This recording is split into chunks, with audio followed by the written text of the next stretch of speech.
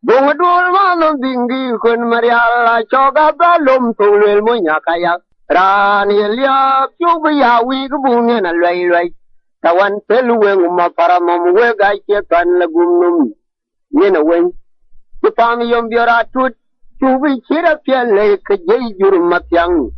Yantong ta choga nyup sarpiad marial kadong yetong bialwel An quy kuman madudu kwanya lay kangotwang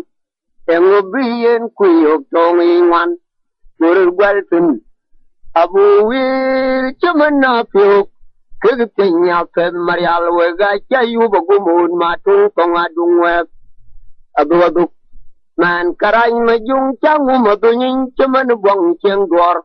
Mangar kaciyo la jurung na cham tor kangongin Ledet ben kon kiri ben kapak yol Quran kendo Kaya dor go tung cham kir gun kalany Uga binyang te da piang koma umban nyana tot Kala wang wang Enyir kay lui wang Kachal lui wang Govdal Kachal lui daw marial Chawanya mangar una gong mwana ken Chagudyob wiyar gup Chaman lui jeng una jang majok Koi war chuwi ping dili kamu yarabo Kama mong dur Kwa biada nan bango chwara gur paywal ko Watur baylong biryang apur Kujalar yang macar kumatul jang panagok Ruan nyan ding En jolen gup kwam Kiray nyan luen jeng siak La choge na luen nyabung kuluan rubar Kangwar larayuk Kenyan yiwai kwache koi karam Rokira lol Chankir wadi wow Kaya kol maria luel kwangwar keban Tiara chola robin Wichet jal ketuk chanyan Nyan wun mayam lok Kega kurma kwanya kut Malelu murat firida chira ngay Yerma chararan Yimbu potama Angwi kake wen kang cham kubakur bichorur kung yintok en chatum ke angor kongor mabior kachi ko ya god katun kun kurai ke cham kujal bai num chin wun chakin ko ya god man ke chwer ke wang jeng tong chil yil wa cham ke le kubargo ton wen ka king dud mayan ko ben num ma tan chin tiar tawin chilai ke to kam Luna kuyan tot kang lung tagran nabur Kache lung tagran lakin weng Po nabur batom Kakin weng ting kok wiche mek Yol cham ngom Kaman cham karwe nyamong lawik Tabu gud kangi pa na lung la duan Koi war katibring mabior go pinyang bagirwit Mabuang tin yom kwem Kadom jong ayang go tay ajam din merway Jalkum turung kwal minyang Sakiyen gwaget kadem deng cheben Abundi war nek chogu below nyang umtin Na wena tibring mabior chod go jun kirke yaywal num Dal ke yom powe Kwegaya tamamyun ko wakir Koi dit ka chang rum magot kai chewek Jong chol mayom kir mor wil Aba jung tung po ke agong war matay Kedir ke banyuweng kwang tong betemrul Kujal mura chab geng mayom malung yalwan mir Nina lugub Pana lung yalwan mir Koi rachi kogu bichira lag Denda na yu got Kakwang na yu ganyil Kakwang wutom tok Wega chichit pien miragwek Kor chikag jang rum kache gubarom Pan kir ka chang lob ka to ka jal chab ka gut we ga chi wang deng yin ngol baro da luang ka chin ma bior chot ka ga mung tirno koi ko kiru to a cha yi a che koi maleng ma to kwa che ko ya kur ma jol kwa che ko ya kur ma kwanya kut an kul ran mala ke war ka chwar war ka chang ror wit bit ke lok ben ku bi ga jamu ga koi maleng dit kwa che koi ni bung ken mo loi ka rai wel ka ka ban malwala yul kai be loi wen chi en na lam ko nyin tok ku jol la ping wen na gor malang wo loin ko ku pik dol ton chu gwang num kay ut cham yai ku big yong cha mo tar chi lu kwer gwa mol wen chi na nyen wel go un malun ba gran ke wo kang yu ka ngor bag lo yu amo cha kang nyar go ya tengror karo gwa mol yen wara Yungong chiwurin chiwan binyang non ya na tanyirwal yipin chiwan na ramwer kulwanya buong may der mabyew makwen bil kuyater kwe kubena kwe balang makwe nomatan kachito nya jong malong kujur siawan meri tar kujol mama gogyang romdun panchi kwairun mantin kuba kwaya pedwotok upal kamangwam tay pel ga chakpol alwag dur matwang kai sirchor kabot kun jalwaw tong walik tu magumut ko kega kong madar baman met chak jam yang tim kujikuk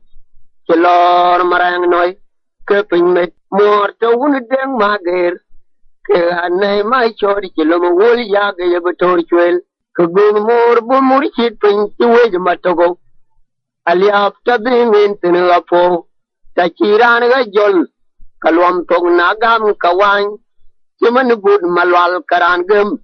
tachoga ben log dan liach kache kegang wal malwal dit wet chaping ga chanu majongong kawal wadi yalal ko gwa kui to beran ga lomte kedyo kekin gwa ben tong chitenyum kutun kiwi wal na mel kadam chen majwaw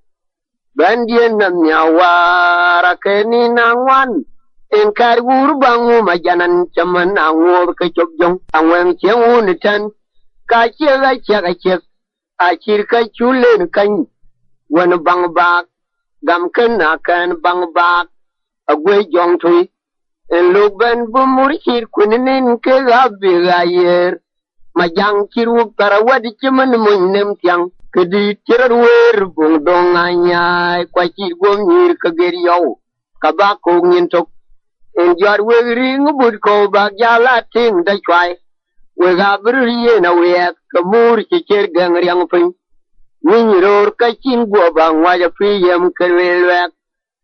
warun waren kongin laro raragro na wonron kawin muinda nyanda da bag pin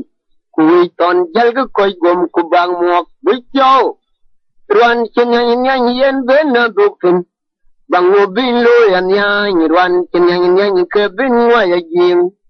Kwarup si jong alaitin kabaruan sitinitin. Kudu ne wiel en bi koi jang. Jalga tang wa cie ke ben miet bay. Rana beliau ka calang pin. Cuman pur cicit buan tuang lol. Kubung jar makoi. Wagi da chang weng bung manya tem go ko lok chwal dung dung ayak nyana ko na nei chirian ka tem nyal kul kukur je jubongo nyana ko na nei churin si loan tu ma boy kwa gwera dele nyana weng bu yen fol wer kan renti cherchi kon manyale ga non si adwar god uninyan ko waninyan kan won si yug leng pap Ya lom kukur bagirin kuba kona rong malwil chola loy karga chiamwa kiloy ur ding ding ruan tung kuleriak ku chauban kwa malel maron kulom chom pinya lel chikoy duwan chambo ma per gog ma jonga ken na chigan jam nyir bon taryeg ruan di pin ke ben dung yelol balak ting chiya yamal chol Kudir ka chang lul malaw matam chi tung gwang butok na wen la pul gwen go tung la byong chaman ben do ra chul ding fongwet ke ga kwen mayen en chen num tong tong chben piu wa wi la kan ler batyang di nyin chu la wel chaman koy duramol nyan kanak bal ma chen pin yikir ku jol ko yar yin chaman jongem jal ke dir chak chol nya nya ku billat na ke de jok en chi bayro chen den chmar ku chok ban twan bukang wi yawi a chelon ran ka nyandu ka ku pu kang yad bukon kang woden ka dom mi bi bawairo kulok den kang raj nya ku chaman ka che mai wan mai kwa ya che ru mai wan mai ba chla ye ba tim ka ye tuang wal ku bung jer ma khoi wa gi da chang wen dung ma nya tem go ko lok chwal dung dung ayak nya na ko na nei chirian ka tem nyal kwel ku kur je bongo nya na ko na nei churin chi loan tu ma boy kwa gwara dale kedina le la ping bai ten ta chi tu nga liog wet tu dit ke ga wem chi chun jong ran ping kang chi che tok dor gol kwa ngui kuruk cho yin ku ben ne da char tar rog rog ran chi tu liog lui di tan we bang me da ji ku loy liog ma na ngem to ran di chi liog ngot kan chol tu dit a cheng ken we noi kabarum chir wela mok amuk ta chogran jang cham kangur banyan kuelwe matwang mom chir war pan nyala ge wane ton na kuen unity kulilangwi wega lagu por ken like tilbit walwel din chola khial ma yul tilbit ke chol pin chmul ke koi ben ban bangaga ban ke yang de modi na kin mum chola la kachiran belok thi ruma kun wichwer king mir go chen koi bin do malori biga chab kapel cha gong ne yan chum ma jong di wum nger pin berkiji che yalla nyot dor mam jamal wa yogo unu mayan ke ganyang ko dur wandi jagan la nyang wa chol pan nyala chwil tong lal ku bung jar ma koi wa gi da chang wen bung ma nya tem go ko lok chwal dung dung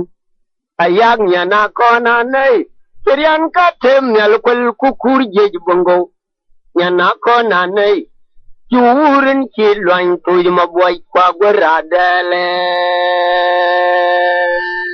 kabade me shi lungadi agong di tur ga chirwe yalal charin chir kwok kulon ma jang jwar wa do ma pele ko kujwe abarwan ma ding ta chi na ran ma ding ko ya chirud bud don wara biai ku jalwe la kai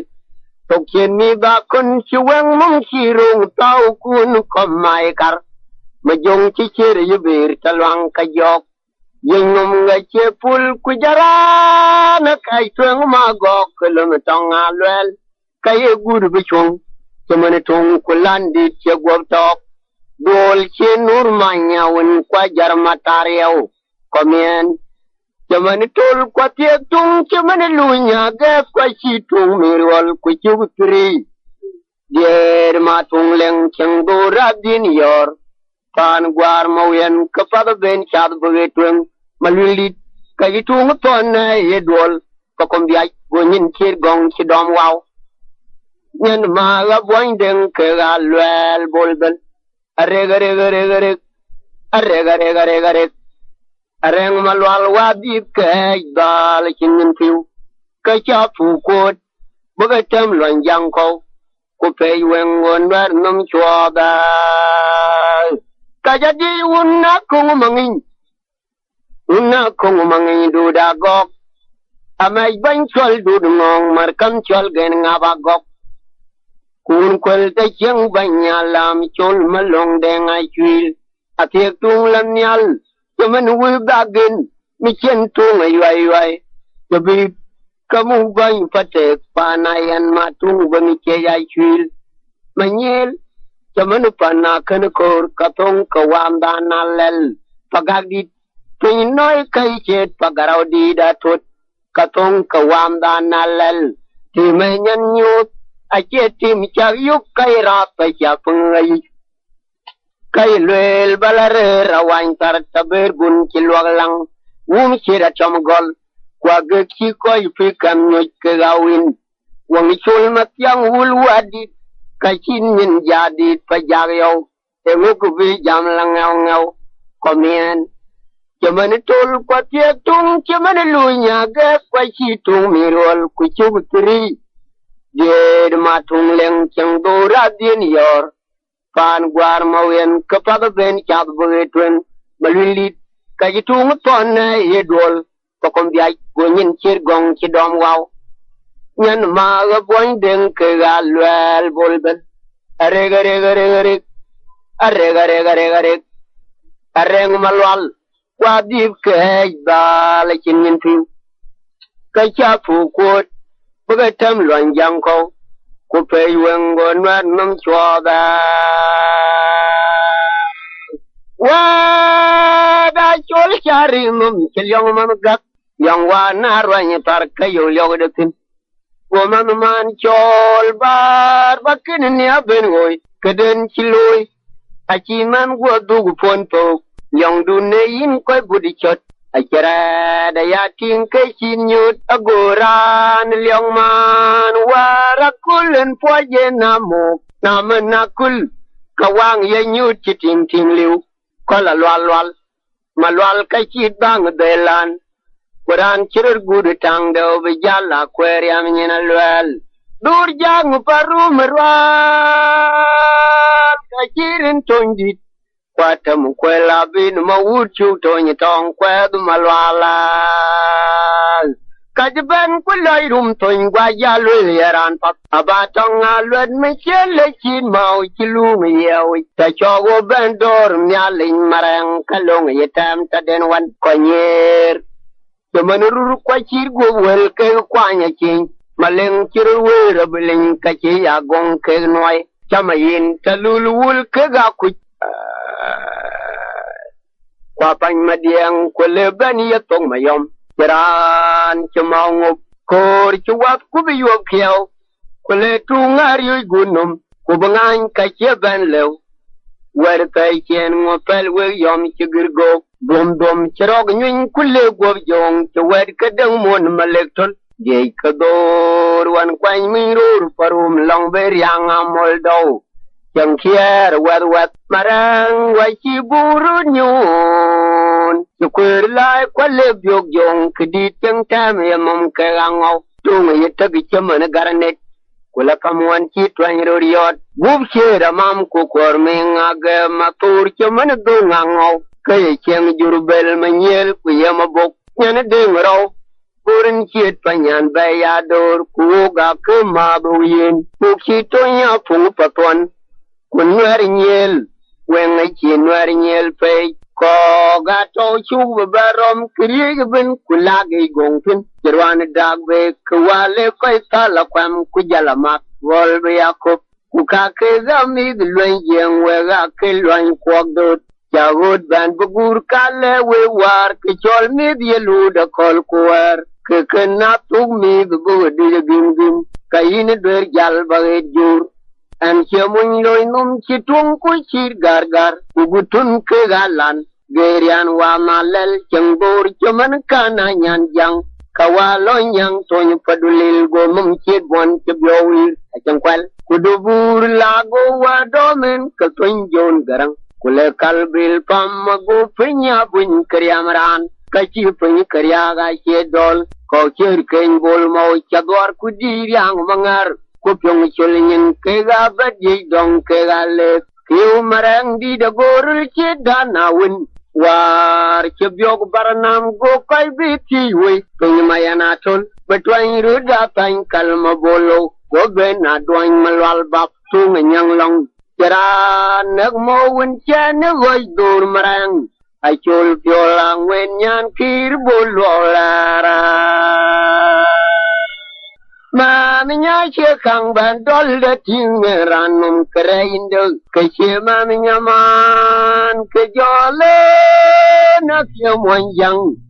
bunu kwa ya gwer bo bendai biga na ting mi che ma minya man go chen poni ben lwel Mum chit pantar, kuryang pabur ke ga kungun kwel denga chil, wa chit yoma wanichan, ke ga jang wega tany, ke iray nungong anyuan na chok deng twan yamaryang, ke chamba, chaman mo kani adira juong, wen yogen mo, ke tilay dim, gorod wen mat dim ko, bumaw bin dege yetiop, randit, cái chi yok bên hoàng bì à đông qua luân à gen ku tông luộc tuôn yêu amanan jam ku khen wila wer ka ban wo ku mu buana bang mum nyan kir ci wurin ci tu bol nyol kulli la ber ke gabiai jam la tol ci rum pa tojo mogan ka ca gud kurai wega wecha jam tong twenga kolyal kedi dakin wega bagwa yok yel ken lyong aro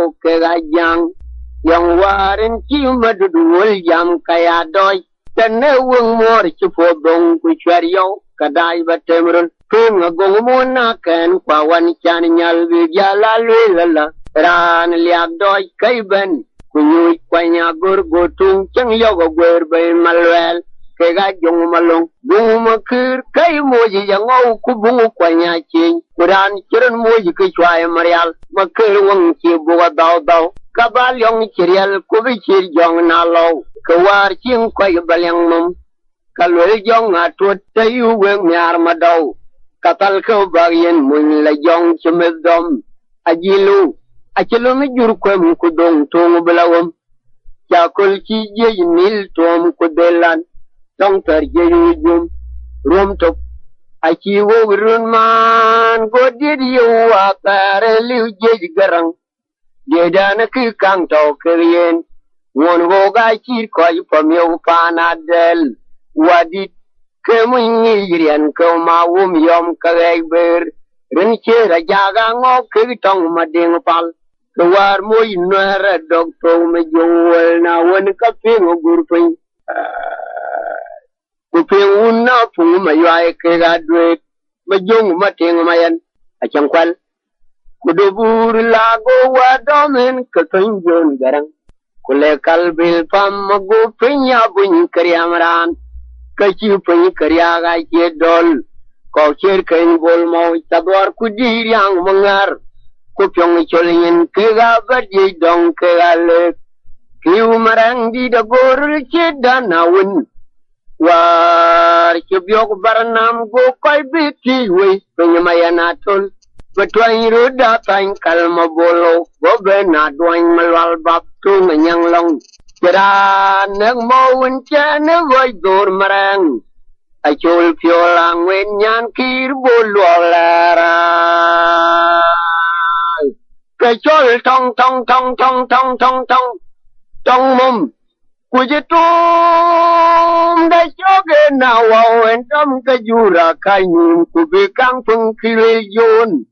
wan kabat kamwar bigyal gamrut Tale wow gwadwany kagawil kujol dung mabiorang wi kagabiay kien yedwany turit alab kera nek chong mene kaying mun kwatab banyalam malwal ke wedwi ke jurmuj kabalwe dijpat kache yigelab ker koja berudriyagi kamandar en be dolen ke kagbar kadal cham kien waj bayway Abachom nagdeng William Ter Kubetulong bilila bergong ayel Badangru la chulagum Rory chwalakol Kutonu William Kamen John Kwamen Kir Mayar Kwamen Bulmadut Kwamen Bay Wiyay Deng Kwamen Deng Alor Kwal Majanga Gonatum Aman Ton Deng Nialen Moike Gugyal Bichung Chung Moon, I chew log jar. We jar will what up. Why, she dear la kumai. And with young man, Payam, Kid Barkadal, Kijir will buy cock. King Kaidom Matur, Quaker Kang Dom Galam, Chukurkut, Galam Chawin Pyong Ko, Kujala Lom Pancholton, Kabi will be over airway. Loy, I can't take quite young and you and Baranda wopu kaken yele tian kuluk jur bai dom nuar pan na chobru no bai pandu kachin gobe wela dendeng wadwer we yepu ton kule wen mabior man beluj ben yon kairatin yen ker koy dol kuban chieng nuar kajikir bashir ying mayan kwachir ying agwaradel Yan kakabiyom kwa da kolin oran chi tay ni na yai na kang fol miao jonya loi kayan na le ke chaman bai ma kor wagi yom bugar ka chi tiang agor pana kier ku pen chi lun chen ku jol ben wer go ke cha turbo waya chogaran chi wag ben pagong ku ben pio la chang malwal men heran chaman nai chao bio chi jong kulan chola an mulla choge nanyan kwal manyang winyan buana bang winyan na wina kut ken ngore gamal taye kairun man wela pingai walwel ngun pokhe kabinga gagai weranda ta choge na bany kulerul yewi bapingrul kalo kawa jamalya rung mayom chuwet jok wan bijay tang kubu kongo moy pin ku moy ko ramar pin ku moy gen tieng jur mayom nar ku dom kal kurmu dana wenu yum ay diaw long binil kulol mo wen wol wan bi koy bi rom kinyigat yiriang machar na bew ton banyala ka cheben tong ka ton ran koy moy kuton kan tum tong gai chiaman